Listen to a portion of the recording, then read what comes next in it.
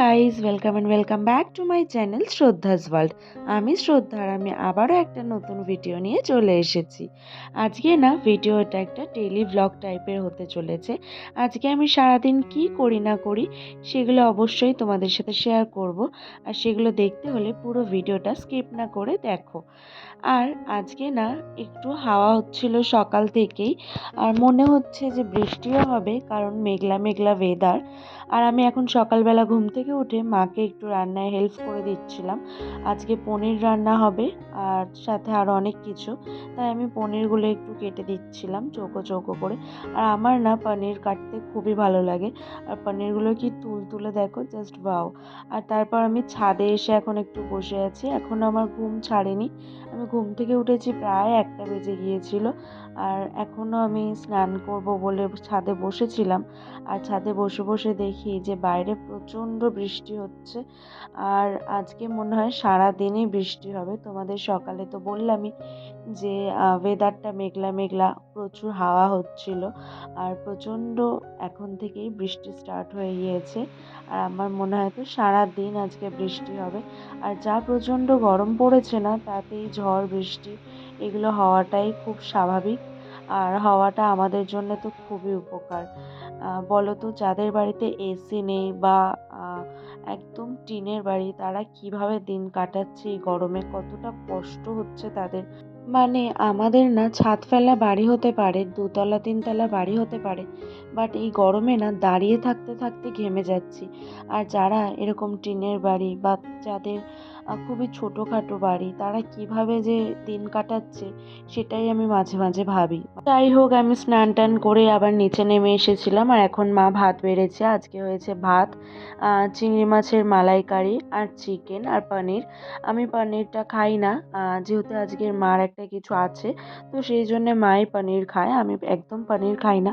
পনির হয়তো আমার দেখতে খুব ভালো লাগে, কাটতে ভালো লাগে, বাট খেতে একদমই অখাদ্য লাগে। তো যাই হোক, খাওয়ার পরে আমি এখন চাটনি নিয়ে আমার খাটে চলে এসেছি। ফোন ঘাঁটবো আর চাটনি খাবো, আর তারপর একটু ঘুমিয়ে নিয়েছিলাম।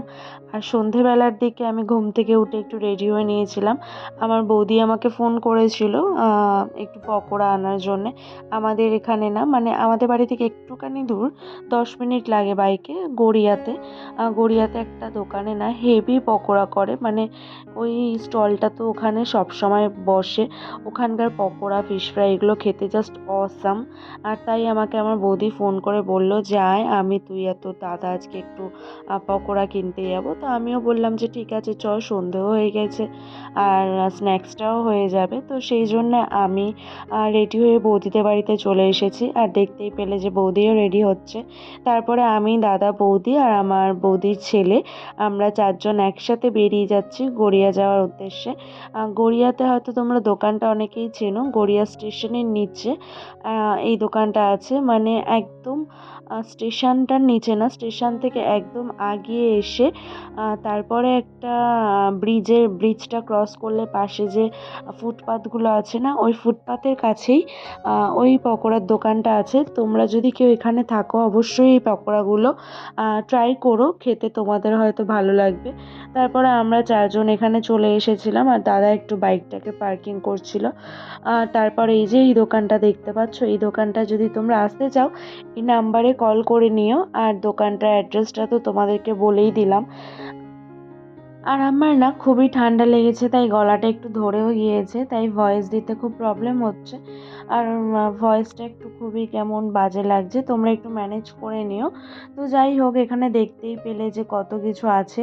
আর আমরা পকোড়া, ফিশ ফ্রাই অনেক কিছু নিয়ে নিয়েছি, আমার জন্যে, আমার মায়ের জন্যে আর বৌদিদের জন্যে, বৌদিরা নিয়েছে। তো যাই হোক, আমরা পকোড়া টকোড়া নিয়ে এখন আবার বাইকে করে বাড়ির দিকে রওনা দিচ্ছিলাম। তোমরা যদি কখনো পারো তাহলে এই কাকুটার বা দাদাটার দোকান থেকে পকোড়া ট্রাই করো, খুবই ভালো লাগবে।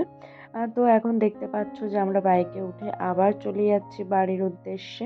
আর তো এখন দেখতে পাচ্ছ এই যে সব কিছু আমরা একটা প্লেটে ঢেলে নিয়েছিলাম, আর আমার মায়েরটা তো আমার মাকে দিয়ে দিয়েছিলাম, এগুলো আমি নিয়েছিলাম। তো খেলাম, আর তোমাদেরকে জাস্ট ফিশ ফ্রাই স্টাফিংটা দেখাচ্ছি। ফিশ ফ্রাইটা যখন কাটলাম, ভেতরে মাছের পরিমাণটা দেখতে পাচ্ছ, ভরা ভরা মাছ, জাস্ট ওয়াও। আর তোমরা না আমার চ্যানেলটিকে লাইক কমেন্ট শেয়ার করে আমার পাশে থেকো। আর তোমাদের একটা লাইক বা একটা কমেন্ট আমাকে ভিডিও করতে অনেক বেশি আগ্রহী করে তোলে। আর ভিডিওটা এই অবধি, দেখা হবে নতুন কোনো ভিডিওর সঙ্গে। সবাই সুস্থ থেকো, ভালো থেকো আর আমার ভিডিওগুলো দেখতে থাকো। টাটা।